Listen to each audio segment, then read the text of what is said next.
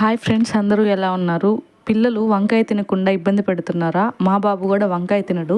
ఒక్కసారి ఇలా ట్రై చేసి చూడండి, ఖచ్చితంగా వాళ్ళు ఇష్టపడతారు.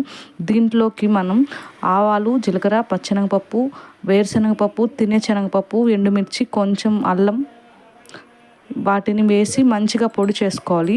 ఈ వంకాయలు క్యాన్సర్కి ఎంతో నిరోధకంగా పనిచేస్తాయి. వీటితో పాటు అందులో కొంచెం కొబ్బరి, చింతపండు, ఒక అల్లం రెబ్బ మరియు ఉంటే వెల్లుల్లి రెబ్బ కూడా వేసి మెత్తగా ఉండే పౌడర్ లాగా చేసుకోవాలి. అందులో కొంచెం చింతపండు, ఉప్పు కూడా యాడ్ చేసుకోవాలి. ఈ మసాలాని మనం ఒక బౌల్లో పెట్టుకోవాలి. తర్వాత ఇలా చూపిస్తున్న విధంగా వంకాయని కట్ చేసుకోవచ్చు, లేదా దబ్బల్లాగైనా చేసుకోవచ్చు. తిరుగుమాత పెట్టి ఆవాలు, జీలకర్ర, టమోటా బాగా వేగినాక చింతపండు, టమోటా కలిపి రసం తీసిన దాన్ని పక్కన పెట్టుకొని, టమోటా ఎర్రగడ్డ వేగినాక వంకాయలు కూడా బాగా వేగనివ్వాలి. సిమ్లో పెట్టి ఈ కర్రీని మనం ప్రిపేర్ చేసుకోవాలి. మీకు ఒకటి చెప్పాలి, క్యాన్సర్కి ఎంతో నిరోధకంగా ఈ వంకాయ పనిచేస్తుంది.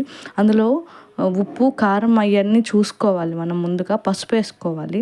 దాని తర్వాత ఈ వంకాయని బాగా సిమ్లోనే మంచిగా వేగనివ్వాలి. తర్వాత చూపిస్తున్న విధంగా పొడిని పైన చల్లుకోవాలి. అలా చల్లిన తర్వాత అది మాడిపోకుండా సిమ్లో పెట్టుకొని మనం కొంచెం చింతపండుని, ఒక టమోటా వేసి బాగా మెత్తగా కొంచెం గుజ్జుగా తీసుకునే దాన్ని అందులో పోసుకోవాలి. ఆ తర్వాత అంతా ఒకసారి కలుపుకొని అందులో ఉప్పు, కారం అన్నీ చూసుకోవాలి. సరిపోకపోతే ఇప్పుడే యాడ్ చేసుకోవాలి. చూడండి, నేను ఇక్కడే యాడ్ చేశాను. దాని తర్వాత సిమ్లో పెట్టి కొత్తిమీర చల్లి మూత ఒక 2 మినిట్స్ పాటు ఉంచితే సరిపోతుంది. చాలా మంచిగా రెడీ అవుతుంది. పిల్లలు చాలా ఇష్టంగా తింటారు. ఒక్కసారి ఇలా ట్రై చేయండి. దీని పేరు ఏం అంటారో మీకు తెలిస్తే కామెంట్ చేయండి.